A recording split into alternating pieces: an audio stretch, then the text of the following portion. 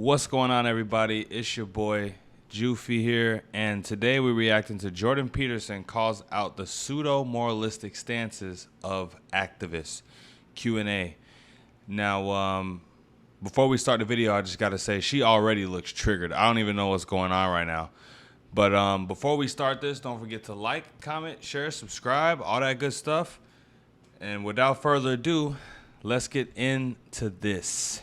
I want to know, what is your answer to young people for some of the really big problems facing humanity, like the climate catastrophe, like economic crisis, like the precarious job market? Because I just don't, you talk all this much about individual responsibility. Most of us are never going to be able to afford to have all of these assets to have responsibility over. So what is your advice beyond?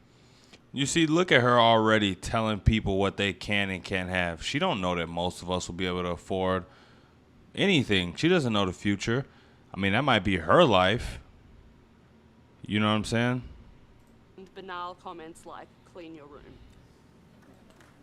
And then she says clean your room is a banal comment. Like, I want to see how he responds to this.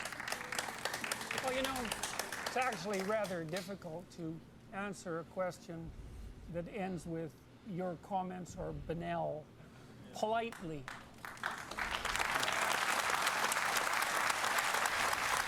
So, yeah, that's a great response. How do you ask a question? When you ask a question, you want to take something away from the answer. But what kind of question ends with an insult? Like, if we were out in the street, you might get slapped for saying that. I would consider that more of an opinionated personal and political statement than actually a question. So why don't you try reformulating that so that there's an actual question there? What is your advice? Woo!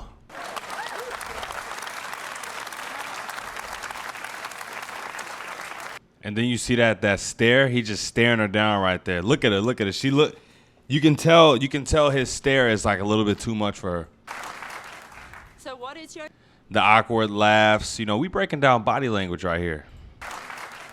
So what is your advice to young people when you talk about you need to be individually responsible, but when there are things that are so far out of our control, like climate catastrophe, like the precarious job economy, like the economic crisis, what is your answer to people who are facing these questions? Do you think that you're worse off than your grandparents?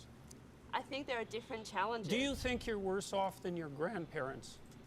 I'm going to answer that for her and say no. Worse off than your grandparents? I think that Jordan, once again, we're not going to cross-examine our questioners. So try answering the question about collective responsibility on climate change, for example. Pick one part of that, because the argument, I think, is that individual responsibility does not change the climate, does not fix the problem that needs global collective responsibility. So I think that's the core of the question. Do you have a theory about that?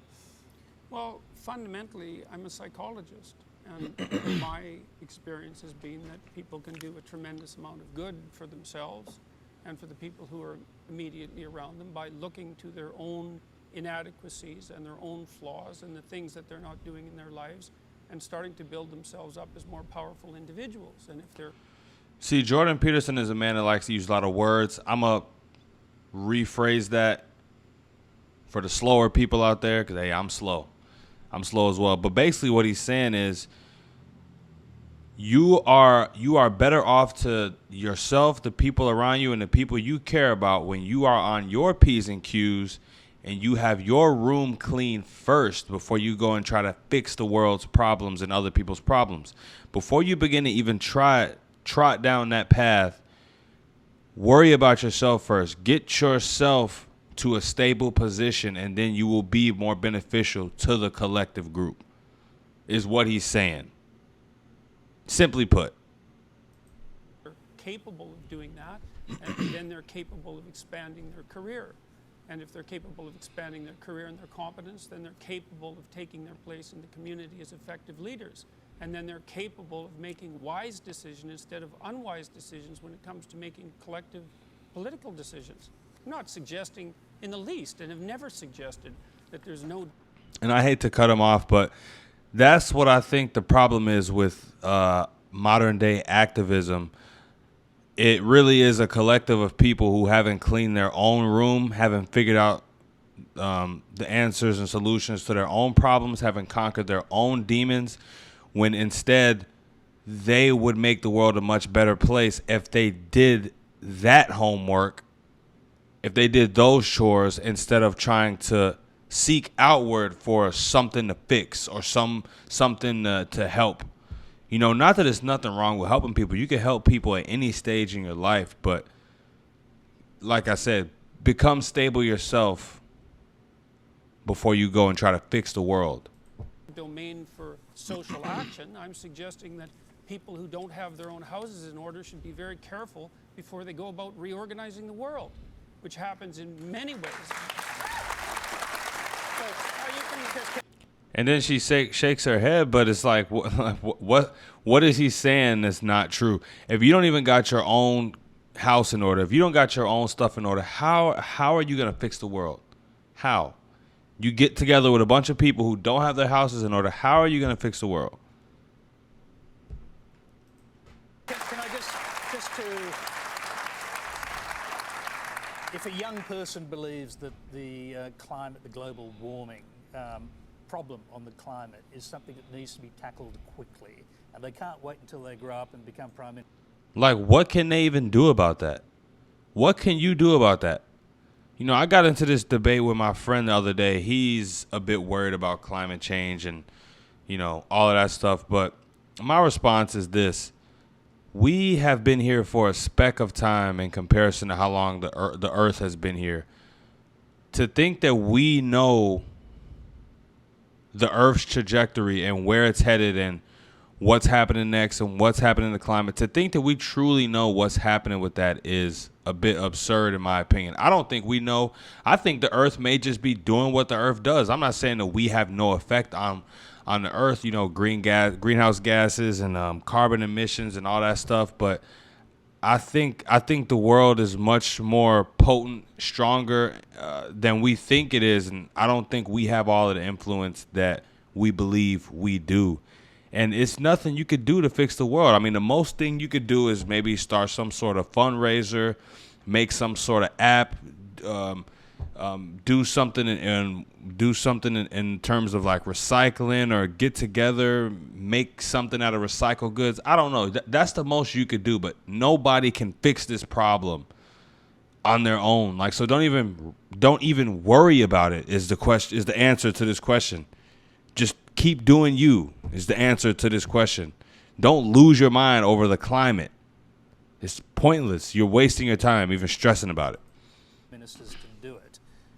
Do you think collective responsibility overrides individual responsibility in a huge issue like that? No, Okay. I don't. I think generally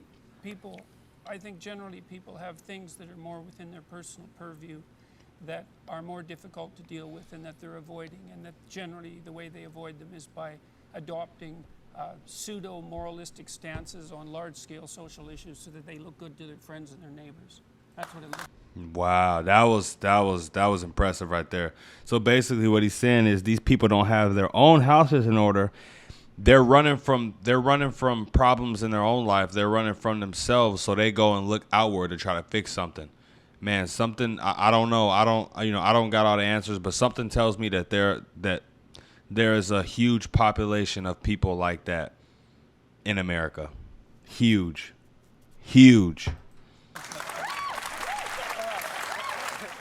And she's just so shocked, shaking her head like, what are you shaking your head for, bro? Okay, that was the video, guys. Yeah, Jordan Peterson is always fun. You know, you gotta be ready to listen when he talks because he speaks very intellectually. But yeah, that's it, guys. Don't forget to like, comment, share, subscribe, and I'll be back to you soon with another one. Until then, peace.